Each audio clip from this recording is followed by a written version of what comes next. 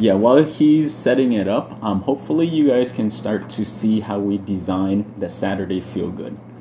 In this small chunk of time we have together, it's really to help develop mind, body, heart, and spirit.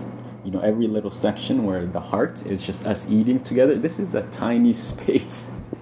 But yet, everyone's just doing their best, cooking with a pure heart. Pa Pae, thank you for cooking. We appreciate that. And just having good conversation, that's caring for the heart. The wisdom talk that we're going to have right now, that's for the mind.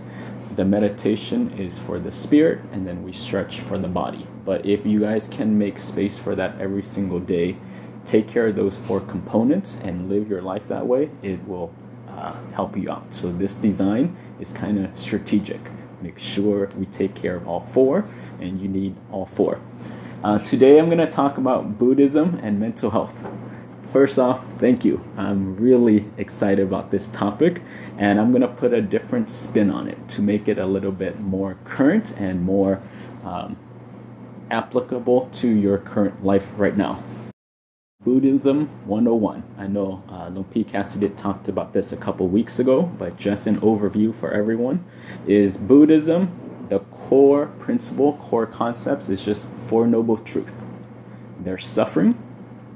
There's a cause for suffering. We can end suffering. And then there's also a path to ending that suffering. And that's through the noble 8-fold path. Oh, please join us. Please join us.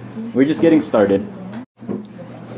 Yes. So that's just, again, Buddhism for the basic concepts, 4 noble truths. Suffering, there's a cause, there's an end, and then this is how you end it with the noble 8-fold path. Again, you'll hear Pa Ballerina always mention this. In Buddhism, is not pessimistic or optimistic. It's just teaching you the reality of the world. It's teaching you truth, and this is it. This is it. Nothing else. One way to see it is, again, just with the water, and when we meditate, it's just teaching you how to put the glass of water down, let all the dirt, dust, and debris from that day, let your emotions, let your history, let everything that you've been through, let it all sink down. And so you can see the situation in front of you as clear as possible. Don't add a story. The Buddha, the way to see him is just like a doctor. He's a doctor of the mind, and he's prescribing you a prescription. You're not seeing clearly. You're suffering. Here's the solution. Put the glass down, and again, see reality as what it is, and also here's the 8-fold path. This is a way of life. This is a lifestyle. Start with the right view. Then start cleaning up your actions, and then your speech, and then your habits. But again, that's one way to see it. And also, again, with the Buddha, is he just teaches truth. That's it. It's just natural laws. An example is you will be born, you will age. Ladies, you might not want to hear this, but you will get wrinkles. So, again, that's just part of the nature, and you will die. You know, and there's also other natural laws. It's impermanence. Everything will shift. Your mind will shift. Your body will shift. Beliefs, perceptions will shift. Every building out there that someone has built will come down. Nothing is permanent. And again, that's just a general, quick, simple overview of Buddhism. Just teaching you how to train your mind, clearing it, let everything come down, and see life for what it is. So how does this all apply to you? I mean, we can sit here, we can learn knowledge and ancient wisdom all day long, but unless you apply it, Pa Ballerina mentions this every single week, unless you apply it, it does you no good.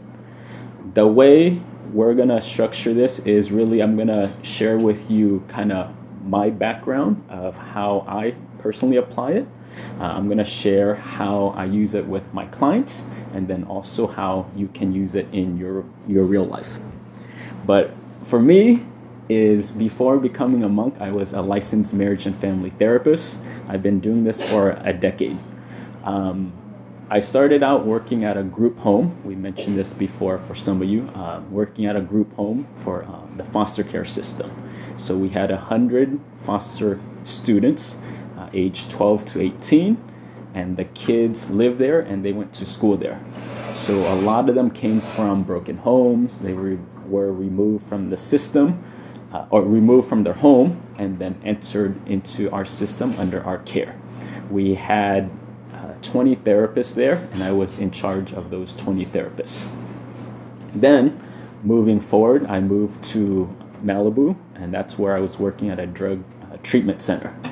This one was the other end of the spectrum. This is like your top 1%ers of the world. Some of them flew on their private jets to come see us just for drug treatment, again, age 12 to 18. And then a third place is I have my own private practice where I work at a place called True Nature Counseling Center. I came up with that name because working with so many clients and seeing how they suffer, the same theme just kept coming up every time I met with people, and it was always, go back to your nature. You're suffering because you're living a life that does not belong to you. You have no business going on that path, and yet you're suffering. People would always live a life and they would talk about, I feel inauthentic. I feel like there's more for me. I feel like I'm not living correctly. Different words, but it always came down to me sharing with them of, you're suffering because you're not honoring your spirit, how you're designed, and you're not living by that. You're not honoring you. So, I'll share with you my story. Before this, also, I was a professional dancer. I danced for a modern company in San Diego. I also do hip hop and I do ballet. I've been doing it since the year 2000, so for about 18 years. Going to rehearsal, for me, it was my life. We would rehearse from on average, 3 to 5 hours every single day. Taking dance classes, getting ready for performances, going to rehearsals, and I would do my best. I loved it. I absolutely loved it. These guys, do any of you guys know who they are? Jabbawockeez. Yeah, so these are my friends, Jabbawockeez. They won on MTV, America's Best Dance Crew, the very first season. So they actually now have a show, it's been going on for a while, but in Las Vegas at the MGM Grand. They also do the Halloween Terror Nights in Universal Studio, and then they also have a show that they open in Australia. And these guys also dance and choreograph with Bruno Mars. But before they blew up, that's who I was dancing with. So in a group called Culture Shock in San Diego, and also a group called Super Galactic Beat Manipulators. I know, it's a cool name. But I would go to rehearsal and I would stand next to these guys and we would audition to be in the pieces with them. And for me, when I did not get booked, I would get so sad. I'm like, what is wrong with me? I'm working my butt off. I'm taking every class. How come I don't get booked for these pieces? But they will get booked in front of me. So I would go home, I would beat myself up, and I'm like, maybe I need to train more. Maybe I need to rehearse more. How come I'm not as sharp as them? How come I'm not as outgoing as them? And I would just compare. And it took me such a long time to figure out of, wait, time out. I'm a shy guy. I'm very shy. I can dance in front of thousands, but put me in a room like this, I'm way too shy. I just cannot do that. And with these guys, they're just natural performers. It does not matter if it's a room of 3, if it's a room of 100,000, they can just go. They can just freestyle and they can just dance. And it clicked to me after such a long time of trying to figure out, it's not my nature. I can love dance. I can go to dance class. I can train.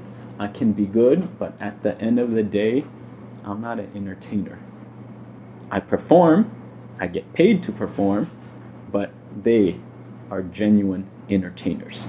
And until I understood that, then I would go to rehearsal and I'm like, yeah, that's them. And I just watch them in action. That's by their nature, by their design, and how they're built. It just shines right out of them. People will call it star quality, but it's their nature. Some things you can't learn, but it's just you're born with. A sample of a client.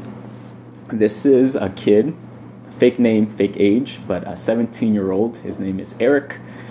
He came to our facility and he was using drugs for such a long time.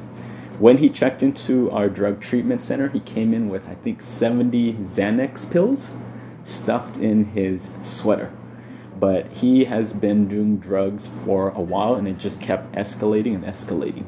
Parents are extremely successful. Siblings, he has a lot of siblings, all successful.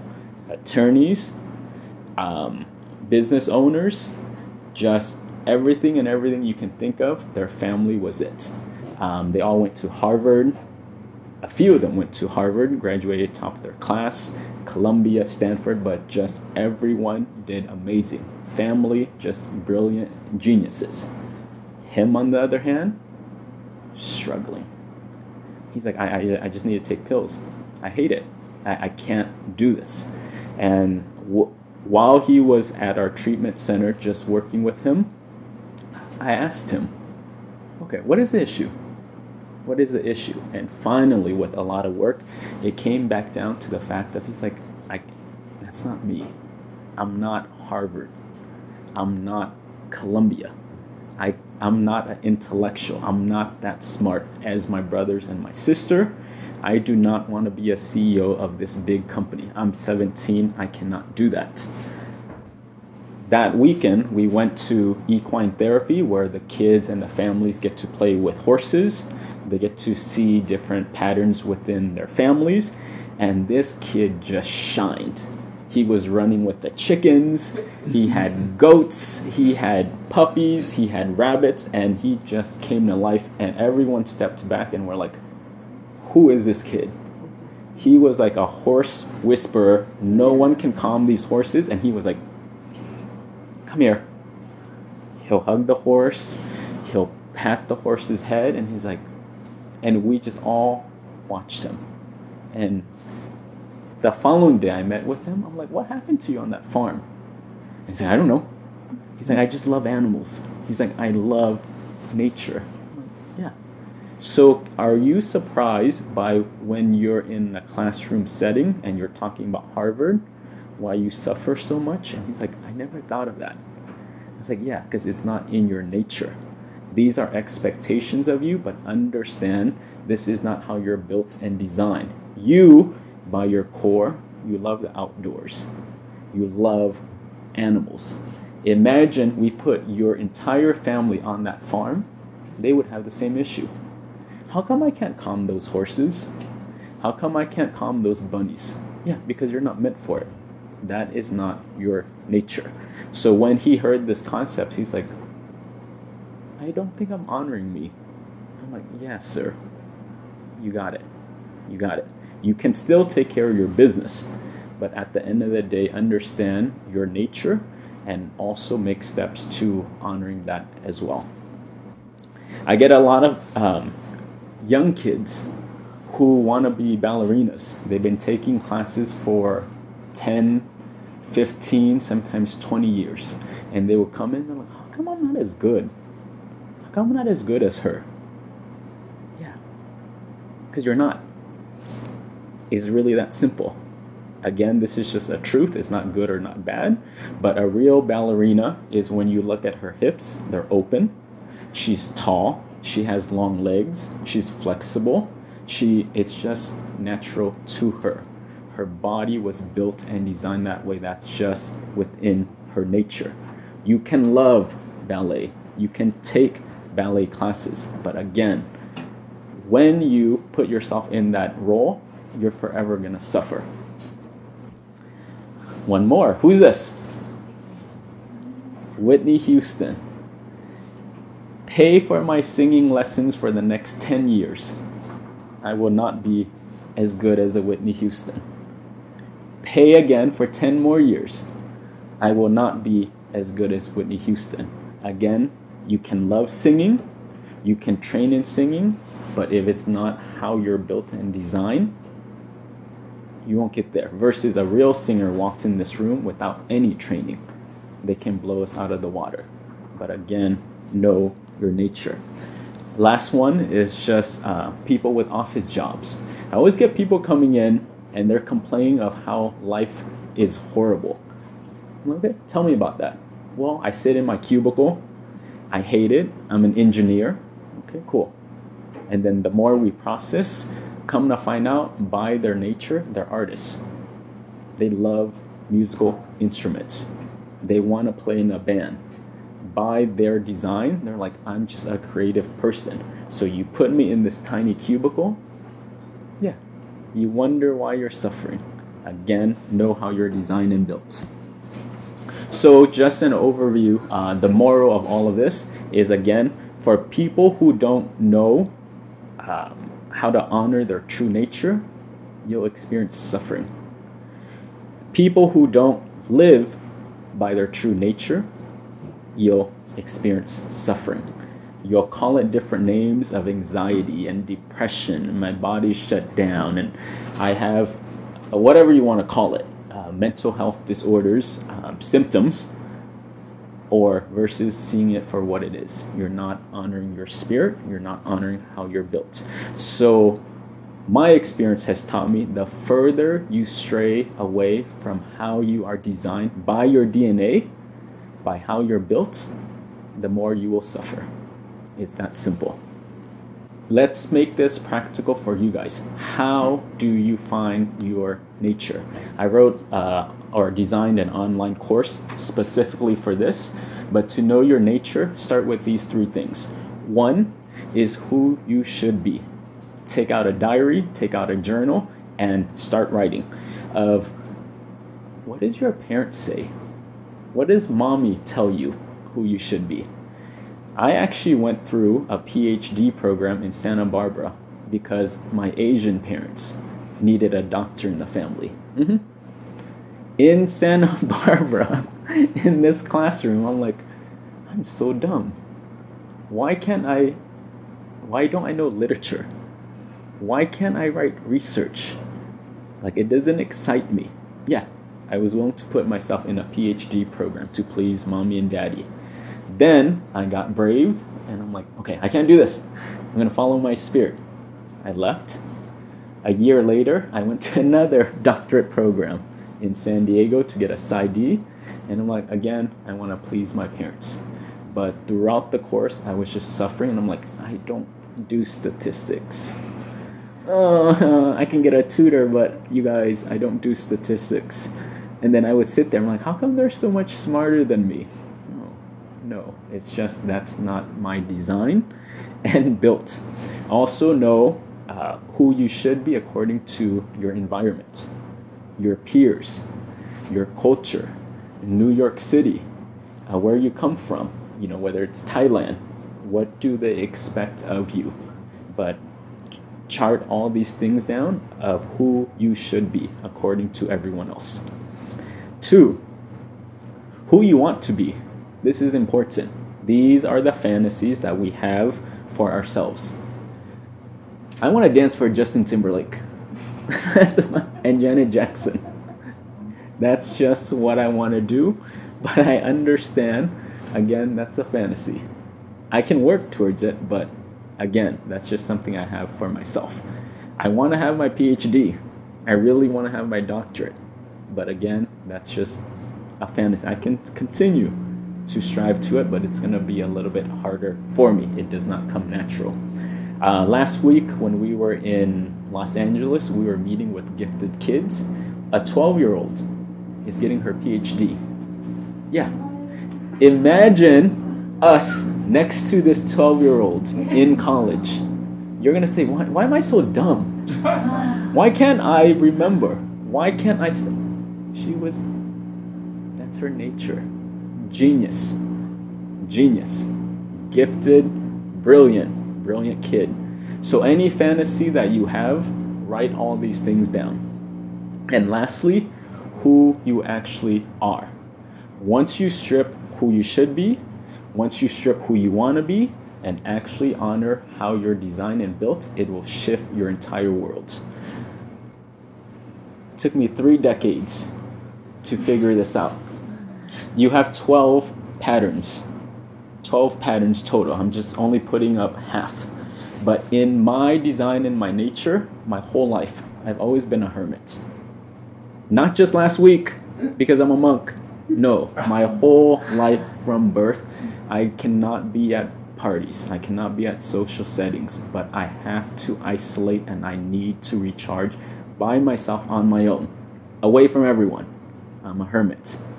I'm an entrepreneur. I have to start businesses. My mind goes wild. And I will try a new peanut butter and jelly sandwich, and I'm like, I want to make a new peanut butter brand. I need to do a new business. And I always come up with my journals. I started a business. My private practice, I started a business. My books started, like, I just have to do that. It just oozes out of me. A teacher, put me in a room by myself, I will teach me something. Like, I don't have a choice. I will just teach and teach. It just has to come out of me. Intuitive. I can just read people. I can just read the room, and I've always had that. I'm not smart. I'm not an intellectual at all, but a feeler. Walk into the room in a session with me. I know your history. I just know you. I know what you're suffering with, and I can read you like a book. Easy. Rescuer. Oh, I would always rescue people.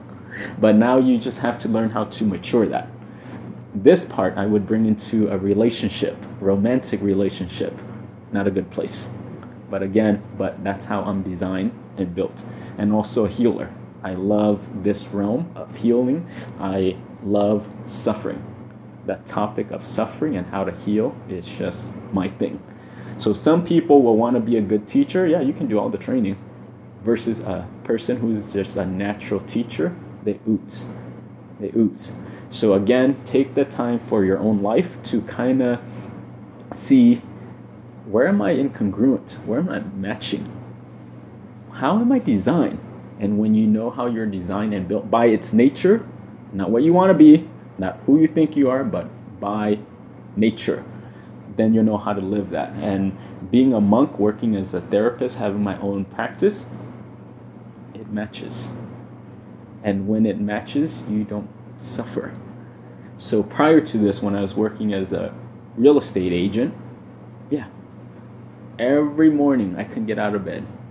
Made tons of money, but didn't know why. Can't get out of bed because I did not honor my spirit. I did not honor how I was designed and built, and this is my design and built. Disclaimer. Don't go home and quit school or leave your no. But again, just be aware of inside of you, there is a nature that needs to be honored. Whether you're quiet, whether you're an intellectual, whether you like travel, whether you like makeup, I don't know. But whatever that is, know and see clearly. Get the fantasies out of here. Get the fantasies out of here. Maybe you're just not good. And that is with wisdom, with meditation, that is also important to know. I want to be a good dancer, but I'm not designed that way. Go take a dance class. Don't suffer so much.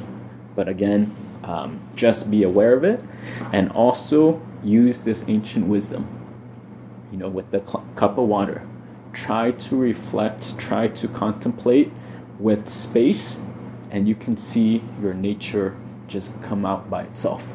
One last tip is, if you struggle with kind of trying to find out who you are, call your mom, call your dad, call your family and say, Mom, growing up my whole life, how have I been? Dude, you were singing everywhere. You're jumping on the chair and on the table. You're fun. Yeah, that's been your whole life. So use the people around you, and they will have insight for you if you cannot see yourself. This is what I want to end with, but it's just a commercial called Comfortable with Dove. And has anyone seen this before? Oh, nice.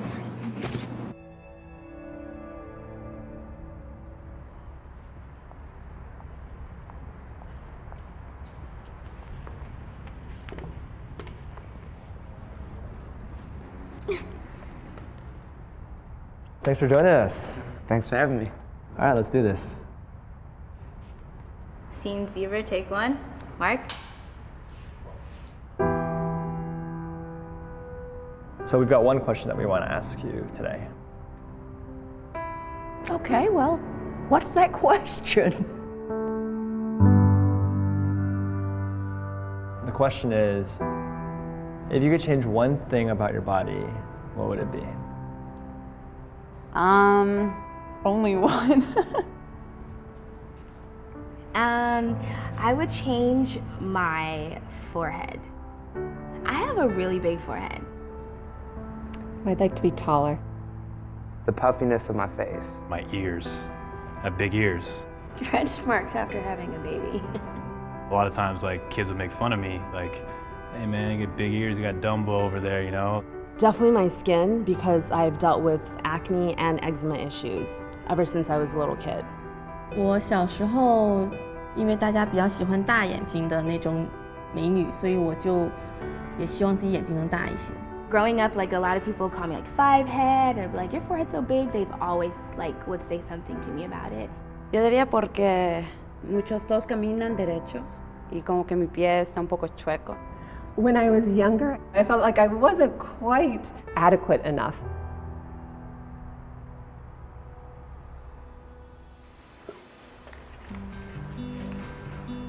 Can you sit on the chair? No.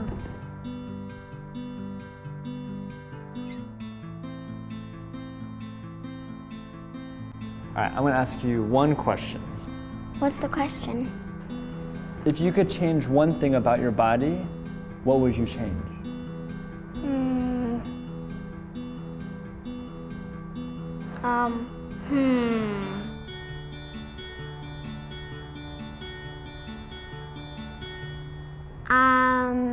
You know, have a mermaid tail. Probably like a shark mouth, so I could eat a lot of stuff. I could have teleportation in my body. Extra pointy ears. I want legs like a cheetah so I can run faster like a cheetah. I could have wings so I could fly. I don't think there's anything to change. I like my body actually. Yeah, you wouldn't change anything? Nothing else. Just a mermaid tail.